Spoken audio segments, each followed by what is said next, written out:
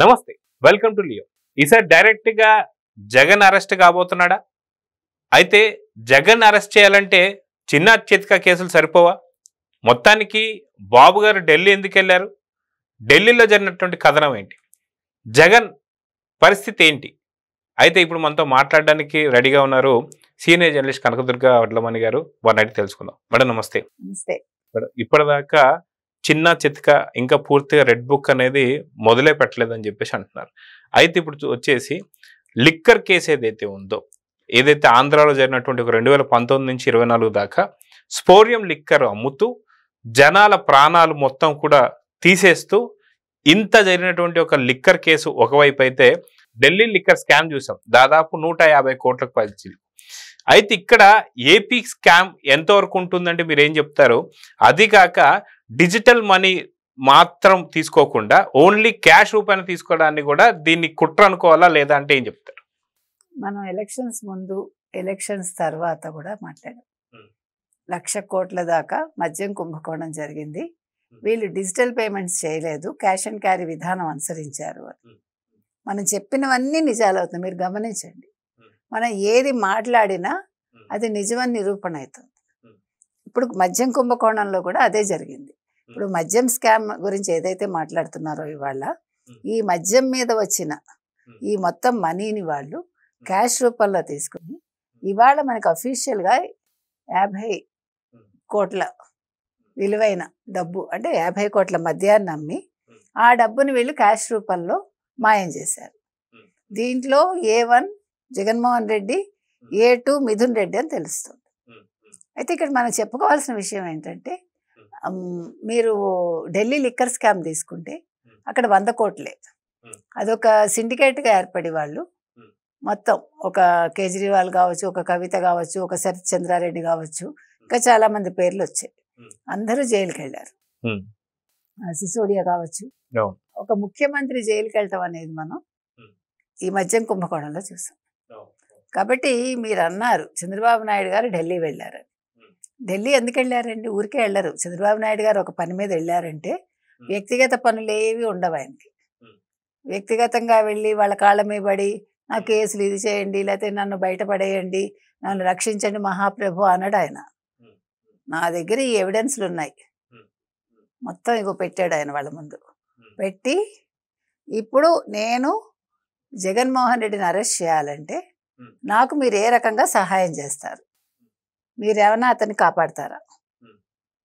ఎందుకంటే గతంలో మీతో కలిసి పనిచేశాడు కాబట్టి. ఇంకా ఎక్కడైనా సాఫ్ట్ కార్నర్ ఉందా అన్నట్టుగా ఆయన అడిగి ఉంటారు, ఖచ్చితంగా అడుగుతారు. ఎందుకంటే చంద్రబాబు నాయుడు గారికి మొహమాటం లేదు. ఇప్పుడు అదేంటంటారు, అవసరం వాళ్ళది, బీజేపీ, తెలుగుదేశాంది కాదు, జనసేనది కాదు. కాబట్టి ఇప్పుడు ఇనుము వేడెక్కినప్పుడే దెబ్బ కొట్టాలండి, సమ్మెట దెబ్బ పడాలి. సో కరెక్ట్ సమయం వచ్చినప్పుడే దాన్ని వాడుకోవాలి.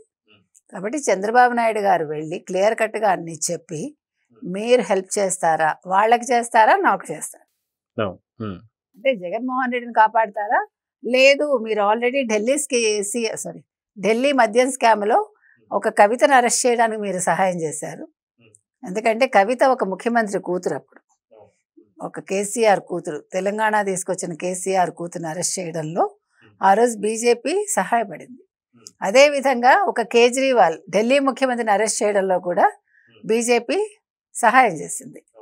సిసోడియా ఒక ఉప ముఖ్యమంత్రి, సిసోడియాని అరెస్ట్ చేయడంలో కూడా బీజేపీ హెల్ప్ చేసింది. ఇది చిన్న విషయం కాదు.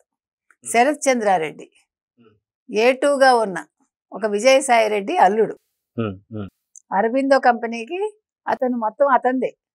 సో అలాంటి మహామహుల్ని అరెస్ట్ చేయడంలో బీజేపీ పాత్ర ఉన్నప్పుడు, మరి నేను జగన్మోహన్ రెడ్డిని అరెస్ట్ చేయాలంటే ఖచ్చితంగా మీరు మాకు ఏ రకంగా సహాయం చేస్తారు, మీరు ఏ రకంగా మాకు మీ సలహాలు ఇస్తారు అంటే నా దగ్గర అన్ని ఎవిడెన్స్లు ఉన్నాయి, ఇంకేమైనా కావాలా చెప్పండి. ఎందుకంటే ఒకసారి అరెస్ట్ చేశాక మొన్న జగన్మోహన్ రెడ్డి చెప్పాడు చూడండి, మమ్మల్ని అరెస్ట్ చేసుకోండి, జైలుకి వెళ్తాం, బెయిల్ వస్తుంది మాకు, లేకపోతే జైల్లో యోగా చేసుకుంటాం, లేకపోతే జైలు నుంచి కొన్ని రోజులు ఉండి వచ్చేస్తాం మేము అంటే ఏదో విహారయాత్రకు వెళ్తానన్నట్టుగా మాట్లాడాడు. సో ఇది విహారయాత్ర కాదు, ఇది ఒక శాశ్వత యాత్ర. ఒకసారి జైల్లోకి వెళ్తే నో జమిలీ ఎన్నికలు, నో 29 ఎన్నికలు, ఇంకా ఏ ఎన్నికలు కుదరదమ్మా, నీకు అండమాన్ కావాలా, నీకు తీహార్ కావాలా, నీకు రాజమండ్రి కావాలా, ఆ ఒక్క ఆప్షన్ మాత్రం ఇస్తాము అని అప్పుడు ప్రభుత్వం చెప్తుంది. అదే మనం చూసుకుంటే ఏదైతే లిక్కర్కి సంబంధించినటువంటి ఒక కేసు పైన సిట్ వేయబోతున్నారు కూటమి ప్రభుత్వం అని చెప్పి అనగానే మరుసటి రోజు సాయంత్రం దేవినేని అవినాష్ దాంతోపాటు ఇంకొకసారి దేవినేని అవినాష్తో పాటు ఇంకొకరు ఎవరో వచ్చి కలవడం జరిగింది. కలిసిన మరుసటి రోజు పొద్దున్నే సిట్కి సంబంధించి ఏదైతే సిట్ దర్యాప్తు చేయబోతున్న తెలిసిన వెంటనే ఏదైతే లిక్కర్కి సంబంధించిన కొన్ని ఫైల్స్ తాడేపల్లి ఇంటికి సమీపంలో దగ్ధం కావడం, ఆ దగ్ధమయ్యే విషయంలో ఇద్దరు ఆ మంటలు ఆర్పుతుంటే 5గురు వీడియోలు తీయడం, అదిగాక జగన్ ఇంటి పైన ఏదైతే మంటకు సంబంధించి ఏదైతే మంటలు ఏర్పడుతున్నాయో ఎగిసిపడుతున్నాయని చెప్పేసి అయితే సాక్షి వార్తలు చూసాం. సో నిజంగా ఇక్కడ ఇవన్నీ జరుగుతున్నాయంటే ఖచ్చితంగా జగన్ భయపడుతున్నాడా లేదంటే ఏం చెప్తారు? నిజంగానే భయపడుతున్నాడండి ఆయన. ఈ జరుగుతున్న పరిణామాలు ఆయన ఊహించలా. వీళ్ళేమి మనల్ని ఎవరిని అరెస్ట్ చేయరు, కూటమికి అంత ధైర్యం లేదు, అంత దమ్ము లేదు, చంద్రబాబు నాయుడు అందరినీ క్షమించి వదిలేస్తారు ఆయన, ఇవన్నీ తాటాకి చప్పుడులే అనుకున్నాడు ఆయన. కానీ ఎప్పుడైతే సిట్టు వేస్తున్నారన్నారో దేవినేని అవినాష్తో పాటు ఇంకొక వ్యక్తి వెళ్ళారు. ఆ రోజు సాయంకాలం వెళ్ళి జగన్మోహన్ రెడ్డిని కలిశారు. కలిసి వాళ్ళు మంత్రాలు ఆడుకుని మర్నాడు పొద్దున్నే ఫైల్స్ దగ్ధం అయ్యాయి. దగ్ధం అయినప్పుడు అది కొంచెం దూరంలో అయింది, అంటే మరీ ప్యాలెస్కి దగ్గరలో కాకుండా అక్కడ చెట్లు ఉండే దగ్గర అక్కడ ఎక్కడో చేశారు. చేసినప్పుడు మీరు చెప్పినట్టుగా 5గురు సెక్యూరిటీలో 4గురు ఫోటోలు తీస్తుంటే ఒకళ్ళు ఆర్పడానికి ప్రయత్నిస్తున్నట్టు నటించారు. ఆ ఫుటేజ్ ఇంతవరకు పోలీసులకు వాళ్ళు ఇవ్వాల. అడిగారు పోలీసులు, మాకు ఆ ఫుటేజ్ ఇవ్వండి అంటే వాళ్ళు దేనికి ఫుటేజ్లు ఇవ్వరు, దేనికి సాక్ష్యాలు ఇవ్వరు, దేనికి పేర్లు ఇవ్వరు, దేనికి వివరాలు ఇవ్వరు, ఫోటోలు అంతకంటే ఇవ్వరు. ఎందుకు ఇవ్వరంటే వాళ్ళ దగ్గర ఉండవు కాబట్టి, ఇక్కడ ఉన్నా కూడా ఇవ్వరు ఎందుకంటే ఇది ఫైల్స్ తగలబెట్టడం కాబట్టి. సో డిఫరెన్స్ మీకు చెప్తున్నా. కాబట్టి వాళ్ళు నెంబర్ చెప్తారు, పేర్లు చెప్పరు, పేర్లు ఇవ్వరు, చనిపోయారని మాత్రం చెప్తారు. ఇక్కడ ఫైల్స్ దగ్ధం చేశారు కాబట్టి వాళ్ళు అది ఇవ్వట్లేదు, ఏంటి ఫుటేజ్ ఇవ్వట్లేదు. కాబట్టి జగన్మోహన్ రెడ్డి భయపడ్డా కాదు, బెదిరిపోతున్నాడు. ఉత్త భయం కాదు, ఇదంతా కూడా పులివెందుల పులి, మిరసింహాలు ఇవన్నీ అనకండి దయచేసి.